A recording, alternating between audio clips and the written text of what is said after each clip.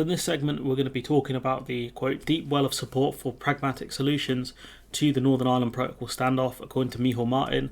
There's a comment from the Dutch Prime Minister or Dutch President I want to talk about, where he does talk about the EU showing maximum flexibility with the Northern Ireland Protocol, which is true, that the EU have been incredibly flexible and changing their own rules around third countries. So the Taoiseach Micheál Martin said there was a deep well of support from our partners across the world for the EU and the UK to come to a joint pragmatic solution over the protocol. And I do wonder which other countries are showing their support for the Northern Ireland Protocol, at least, secretly.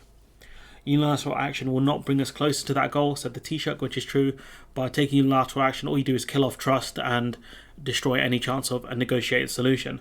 Speaking alongside Mark Rutte, Mr. Martin said he told the Dutch Prime Minister that industry representatives from Northern Ireland had said the protocol was working for many sectors, mentioning manufacturing, meat and dairy industries, because they still have access to the Republic of Ireland, which is incredibly strong for things like agri-foods and manufacturing. And let's not forget, they also have access to the whole EU single market. No trade barriers. At least, the only thing they don't really have is freedom of movement. The UK, Great Britain has none of those. They don't have access to the EU single market. The trade barriers in the way, so it doesn't really help when it comes to manufacturing. And us getting rid of good freedom of movement is not very good either. He goes, I know that the only way we will find a way through the current difficulties on the protocol is through good faith engagement between the EU and the UK, which, again, good faith and the Tories don't really exist, bro. I hate to tell you. The EU wants a harmonious relationship with the UK. Mr. Martin, well, I'll tell you the truth, Mr. Taoiseach, sir, the UK don't want a good relationship with the EU or with Ireland. They don't really play nicely with others, shall we say. Mr. Rutte said he still gets emotional about the signing of the Good Friday Agreement, and that the protocol not only preserves the agreement but also prevents a hard border in the island of Ireland, while safeguarding the integrity of the EU single market, which is true, it does do all of those things. And of course, let's not forget here that the Good Friday Agreement was signed about, just over 20 years ago. I do joke that US politicians are really old and they would have been around for the Good Friday Agreement, but so would some of these younger-ish politicians. These Mark Rutte and Micheál Martin don't look incredibly old. They're probably 40s, 50s maybe, and they would have remembered the Troubles. They would have remembered the Good Friday Agreement. So it's not, this wasn't a thing that existed before the beginning of the light bulb, for example. It's only about just over 20 years ago, 22 years ago, I think it was signed. Mark Rutte saying, I think the EU has shown maximum flexibility, and I think it's an interesting statement he's made there, maximum flexibility, like they cannot go any further, which, they probably can, but the October proposals, I need to look back through them, but they looked very decent from what I remember. Mr. Rutte said the Netherlands and this was a key point here for me, and the 26 members of the European Union fully support 26 other members fully support the work of the European Commission Vice President Maroš Šefčovič, who has been negotiating with the UK on how to tweak the protocol. And of course, I feel bad for Mr. Šefčovič, who has to do with Liz Truss. But point being is that Šefčovič gets his mandate from the EU Parliament, but also from EU leaders. And so he can't do something that would go against what the EU leaders want. And so for Liz Truss to be annoyed that they can't change Šefčovič's mandate, which is true, they can't, but at least Liz has figured out it's not the EU Commission who are going to be the ones really pulling the strings. It's going to be the individual member states they're going to be the ones that have a say over protocol changes, because it impacts all of them in a sense. Because again, this stops a hole being put in the EU single market. Mr. Rutte says we'll keep on working with him and his team to make sure that we somehow find a way out of this. But if it's not possible, we also have to take our next steps and think about those. He says, I don't want to guess as to what that could be, trade war, because I don't think this is very helpful. I mean, to be fair, why not spell it out, man? Everyone else has. But I think Boris Johnson and the UK know very well the next steps could be. Let's hope it does not come to that. Let's hope so, because we'll get stumped in a trade war. Game stonks. US Congress warned the British government that unilaterally removing the protocol will not work. And, again, I would ask the Congress to spell out what would they do in this scenario. That's what I would say. Democratic Congressman Dan Kildee, he's one we haven't actually spoken about, urged Liz Truss to hold face-to-face negotiations with Brussels to remove the outstanding issues. So again, the US calling for a negotiated solution. The bipartisan US delegation met Mr. Martin this afternoon in Dublin at the time.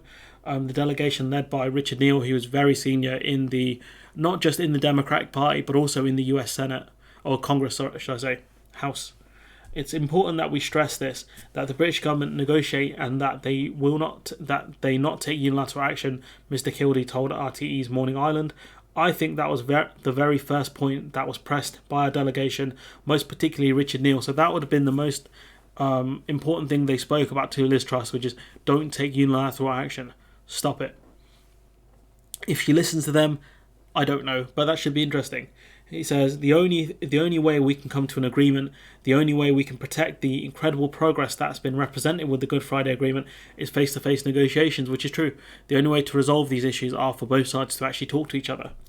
It's disappointing to see unilateral action being considered, but the UK have spoken about this for a while. He says we stressed that was not the approach that we recommend, but again, difficult to determine their motivation, which is interesting that the Americans, I'm not going to attack them too much in this segment, but they have taken unilateral action on negotiated solutions before Iran nuclear deal.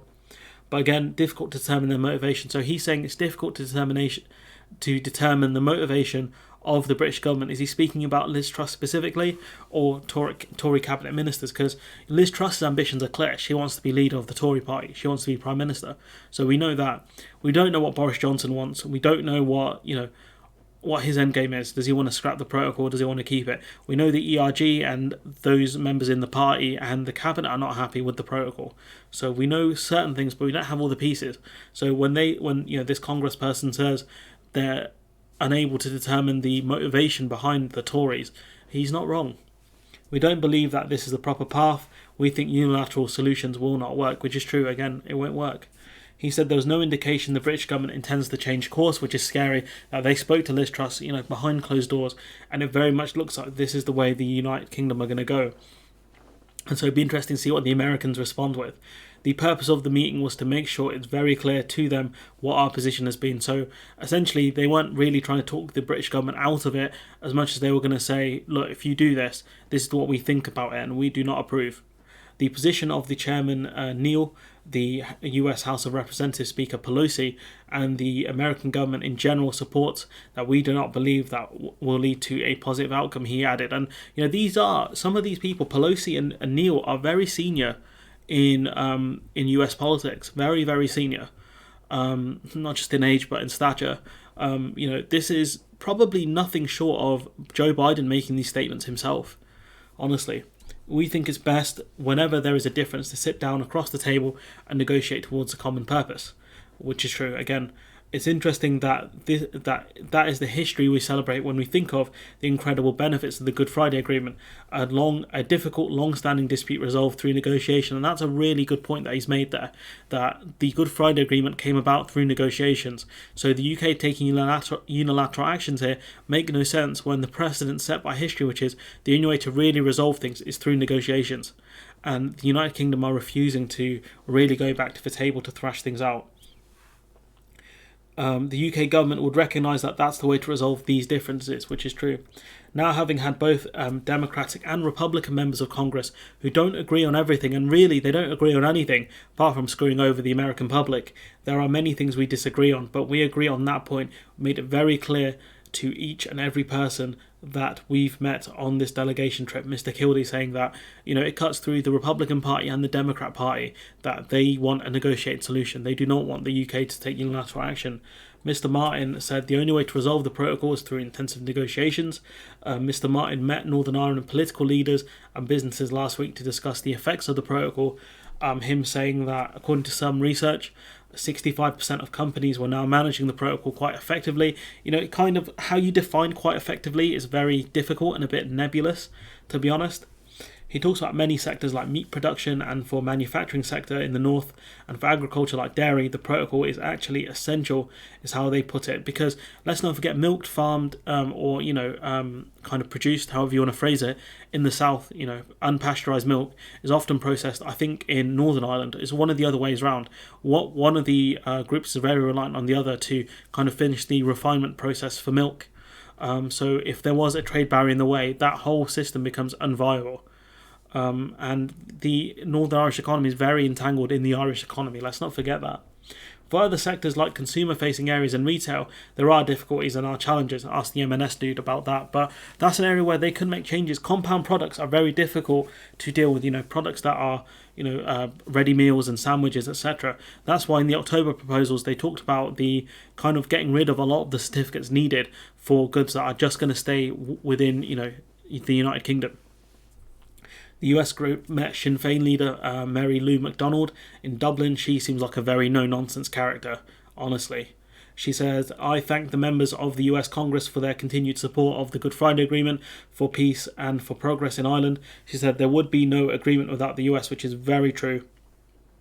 There would absolutely be no agreement.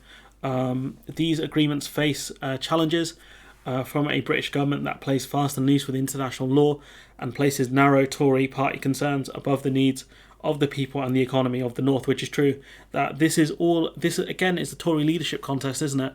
Again, certain politicians are using Northern Ireland in order to kind of appeal to the base and certain members of the ERG, which is incredibly sad that they would jeopardise international law and peace in Northern Ireland just to be Prime Minister of this hellhole. We all agree the best way forward, the DUP need to get back to work and stop blocking the formation of the executive. The British government must abide by international law, which is true. And a point that Michelle O'Neill has made is they want Stormont to be open so they can actually help people get through the cost of living crisis and put money in the pockets of the people of Northern Ireland, which is really important, to be honest. Speaking of pockets, there's Richard Neal reaching into his. The DUP minister, Gordon Lyons, said his party would be stressing the difficulties the protocol is causing. Do you know what else is causing difficulties? Stormont being closed and you not helping the people of Northern Ireland. During meetings with the US delegation this week, Mr. Lyons said rather than protecting Good Friday Agreement and successor agreements, the protocol damages them. I can't wait for him to try and spin that to Richard Neal. He goes, it's causing economic difficulty, even though groceries in Northern Ireland are cheaper than in GB. It's causing societal problems. You're causing societal problems. It's very clearly causing divergence of trade, which when you put trade barriers in the way, that's of course going to happen. And of course it's causing political instabilities. You're causing political instabilities by not going to Stormont. That's, the arguments you guys use don't make sense. You can argue the protocol should have got cross-community consent, but, so should have Brexit. So again, what are you talking about?